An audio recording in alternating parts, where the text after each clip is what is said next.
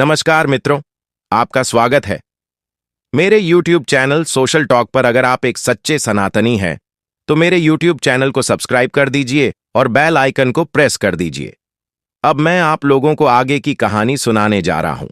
यह कहानी सदियों पुरानी है। मांडवा नाम का एक प्राचीन शहर हुआ करता था, जहां कांचा नाम का एक व्यापारी रहता था। कांचा कपड़ों का कारोबार करता था और अपनी ईमानदारी और समझदारी के लिए पूरे शहर में मशहूर था। उसका स्वभाव शांत और विचारशील था, लेकिन उसमें मुश्किल हालात का सामना करने की अद्भुत क्षमता भी थी।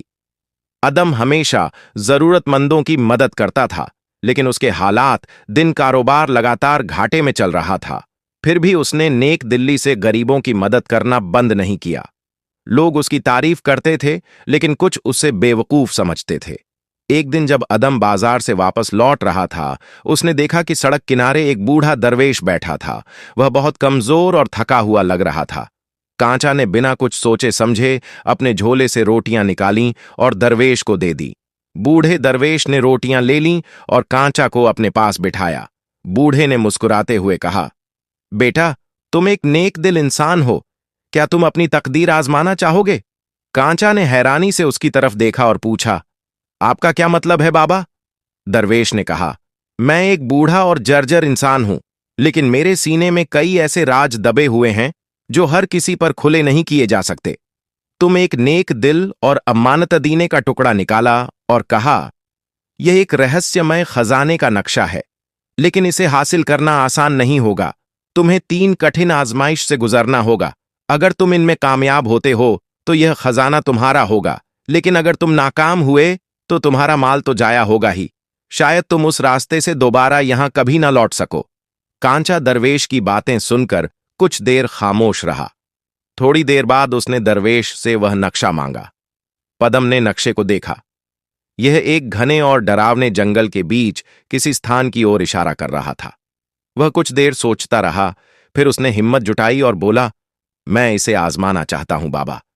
दरवेश ने सिर हिलाया और कहा, याद रखना, तुम्हारी सबसे बड़ी आजमाइश तुम्हारा अखलाक होगा। अगर तुम लालच, झूठ और स्वार्थ से बच पाए तो खजाना तुम्हारा होगा। दरवेश नक्शा देकर कांचा को विदा किया। कांचा अपने घर की ओर चल पड़ा। पूरी रात वह उस नक्शे के बारे में सोचता रहा। उसके दिल में यह ख्याल आ रहा था कि क्या उसके अंदर किसी तरह का लालच तो नहीं है। कांचा इस बात से अच्छी तरह वाकिफ था कि धन दौलत की लालच इंसान को बर्बादी की ओर ले जाती है। इंसान की लालच का पेट सिवाय उसकी कब्र की मिट्टी के अलावा और कोई नहीं भर सकता। अगली सुबह कांचा नक्शे के मुताबिक जंगल की ओर रवाना हुआ।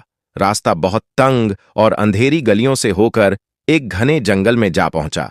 जंगल बहुत ही डरावना, मुश्किल और खतरनाक था।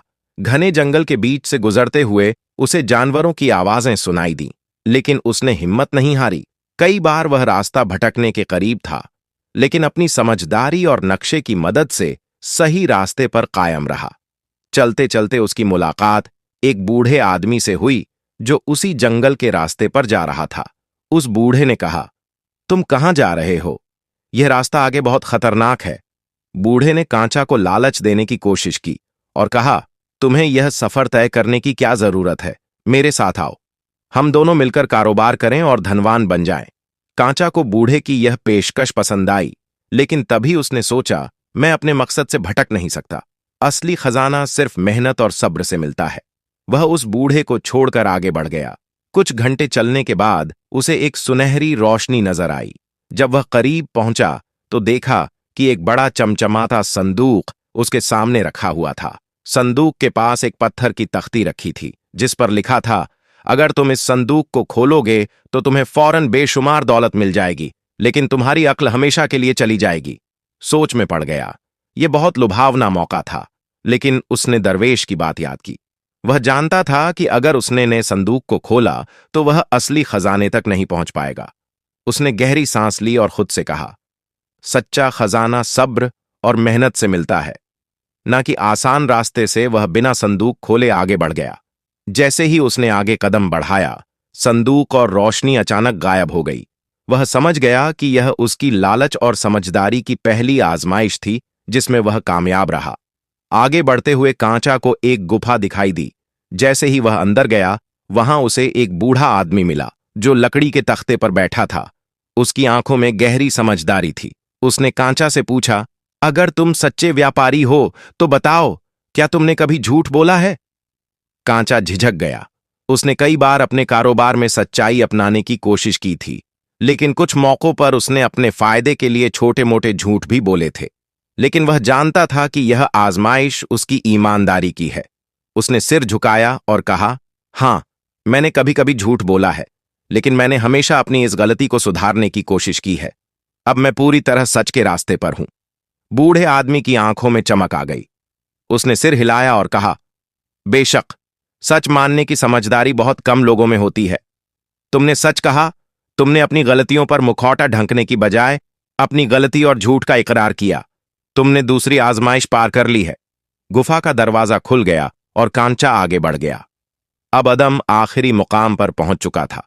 दूर से उसे एक बड़ा पत्थर दिखाई दिया जिसके नीचे खजाना दबा हुआ था। लेकिन जैसे ही वह पत्थर के पास पहुंचा, उसने देखा कि एक जख्मी आदमी वहां पड़ा हुआ है। दर्द से तड़प रहा था। वह प्यासा था और मदद की पुकार कर रहा था। कांचा के पास थोड़ा सा पानी बचा था जिसे उसने अपने लिए रखा था। वह सोचने लगा, क्या मुझे पर खजाना निकालना चाहिए या फिर इस आदमी की मदद करनी चाहिए? लेकिन फिर उसे एहसास हुआ कि खजाने से ज्यादा अहम किसी की जान बचाना है। उसने फौरन अपना पानी निकालकर उस आदमी को पिला दिया और उसके जख्मों की मरहम पट्टी की। जैसे ही उसने यह किया, वह आदमी अचानक गायब हो गया और वहां एक नूरानी रोशनी फैल गई। वहीं दरवेश, जिसने कांचा को वह कागज का टुकड़ा दिया था, वहां प्रकट हुआ और बोला, तुमने अपनी आखिरी आजमाइश भी पार कर ली है। तुमने साबित कर दिया कि सच्चा इंसान वही है जो दूसरों की भलाई को अपने नफे और फायदों से ऊपर रखता है। यह कहकर वह दरवेश वहां से गायब हो गया। अचानक जमीन हिलने लगी और पत्थर के नीचे से सोने चांदी और अनमोल जवाहरात से भरे संदूक निकल आए। लेकिन कांचा अब जान चुका था कि असली खजाना उसकी सच्चाई, रहमदिली और समझदारी है। उसने प्रण किया कि वह उस दौलत का इस्तेमाल गरीबों की भलाई के लिए करेगा और अपने शहर को और भी ज्यादा खुशहाल बनाएगा। यह कहानी कई सबक देती है। पहला सबक यह कि असली खजाना सोना चांदी नहीं, बल्कि नेक नियत, सच्चाई और रहम है। दूसरा सबक यह कि सच्चा खजाना सब्र और मेहनत है। हालात चाहे जैसे भी हो, इंसान को अपनी मेहनत हमेशा जारी रखनी चाहिए और अपनी आजमाइश पर सब्र से काम लेना चाहिए। तीसरा सबक यह कि अपनी गलतियों को मानना सबसे बड़ी समझदारी है। चौथा और आखिरी सबक यह कि सच्चा इंसान वही है जो दूसरों की भलाई को अपने नफे और जाति फायदों से ऊपर रखता है।